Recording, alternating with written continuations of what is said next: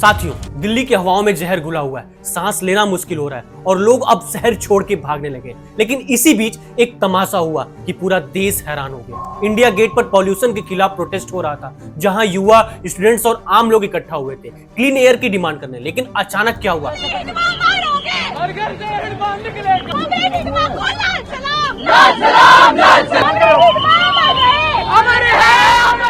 कुछ लोग वहां माओवादी लीडर माडवी हिडमा के पोस्टर्स लेकर आ गए।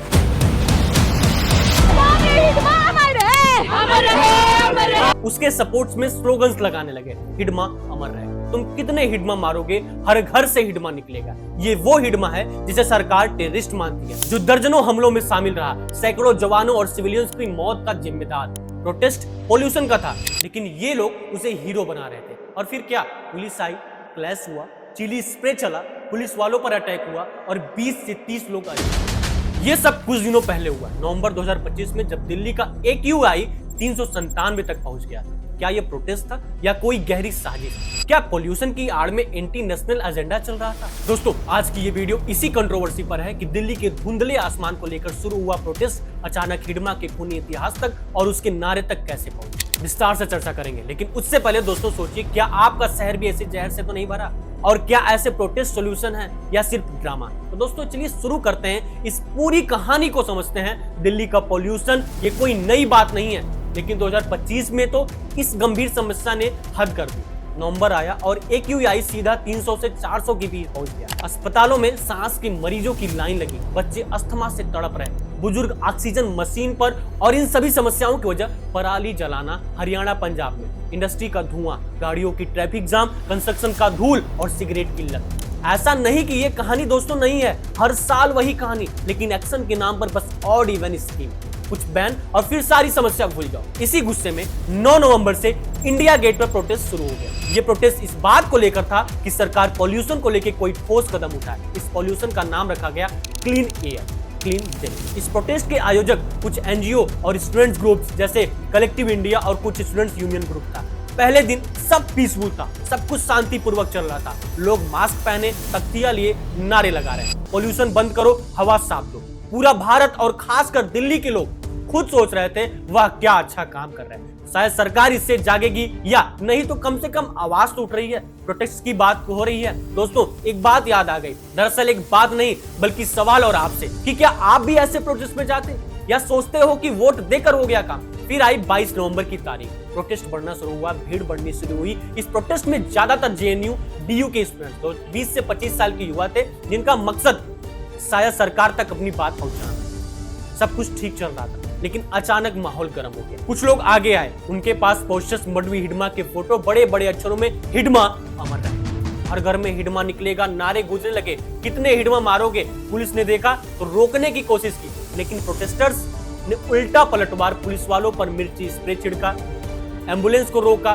धक्का मुक्की शुरू हो गई, अफरा तफरी मच गई, लाठीचार्ज। आखिर में दिल्ली पुलिस ने 2 FIR दर्ज की, एक रॉयटिंग के लिए, दूसरा असॉल्ट ऑन पब्लिक सर्वेंट। 23 लोग अरेस्ट, ज्यादातर युवा स्टूडेंट्स। बाद में 22 को जुडिशियल कस्टडी में भेजा गया। अब सोचिए, क्या ये पोल्यूशन प्रोटेस्ट था या कुछ और? उस प्रोटेस्ट के बाद सोशल मीडिया साइट एक्स पर तो बवाल मच गया। एक पोस्ट में लिखा, brainwashed commie of JNU screaming हिडमा's name during anti pollution protest. दूसरा कहता, protest against air pollution but slogans for Hidma. BJP ने कांग्रेस पर इल्जाम लगाया कि ये डाइवर्जन था, पोल्यूशन का बहाना।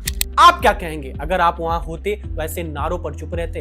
अब आते हैं हिडमा पर। हिडमा कौन था? मडवी हिडमा उर्फ हिडमिन्ना, यहाँ देवा, छत्तीसगढ़ के बस्तर का आदिवासी लड़का, गरीब परिवार, कम उम्र में माओवादी मूवमेंट में कूद पड़ा, CPI का टॉप कमांडर बना, प्लाटून नंबर 1 का हेड, उसके नाम पर 26 से ज्यादा अटैक्स। 2010 का दंतवेड़ा मासेकर, जहां 36 CRPF जवान शहीद हुए। 2017 का सुकमा एम्बुश, 37 पैरामिलिट्री पर्सनल की मौत हुई, कुछ सैकड़ों जवान और सिविलियन मारे गए उसके हमलों में। गवर्नमेंट ने 1 करोड़ का रिवार्ड रखा था उसके सिर पर, वो सालों जंगलों में छुपता रहा, लेकिन 18 नवंबर 2025 को आंध्र प्रदेश के मारे डुमली में सिक्योरिटी फोर्सेस के साथ एनकाउंटर में मारा गया। उसके साथ उसकी वाइफ राजे और 4 और माओइस्ट्स भी मारे गए। छत्तीसगढ़ CM ने कहा ये लाल आतंक पर बड़ी जीत है, लेकिन CPI यानी माओवादी ने कहा उसे टॉर्चर करके मारा, स्ट्रेटेजिक एनकाउंटर था। पुलिस के पास वीडियोस, वेपन्स रिकवर हुए। उसके मरने के बाद 84 माओवादियों ने मिलकर सरेंडर किया। 2.56 करोड़ का बाउंटी। तो हिडमा कोई हीरो नहीं, टेररिस्ट था। लेकिन कुछ लोग उसे क्यों फ्रीडम फाइटर मानते हैं, ये एक बड़ा सवाल है। लेफ्टिस्ट ग्रुप्स कहते हैं वो आदिवासी राइट्स के लिए लड़ रहा था। बस्तर में माइनिंग डिप्लेसमेंट, गवर्नमेंट की नेग्लेक्ट, जंगल जमीन जल पर कब्जा, हिडमा जैसे लोग रेबेलियन का सिंबल बन जाते हैं। लेकिन रियलिटी चेक, वो वायलेंस प्रमोट करता था, इनोसेंट को मारता था। क्या ट्राइबल जस्टिस के नाम पर टेररिज्म जस्टिफाई होता है? आप बताओ, अगर कोई आपके गांव में स्कूल जला दे, ट्रेन उड़ा दे, तो वो हीरो कैसे? वापस प्रोटेस्ट पर आते हैं दोस्तों। इंडिया गेट पर जो हुआ वो पोल्यूशन से डेविएट हो गया। पोस्टर्स दिखे, स्लोगन्स लगे। पुलिस का कहना ये एंटी नेशनल एक्टिविटी थी। प्रोटेस्टर्स ने कॉप्स पर असॉल्ट किया, पेपर स्प्रे यूज किया। एफआईआर में लिखा हिडमा अमर रहे, कितने हिडमा मारोगे जैसे नारे।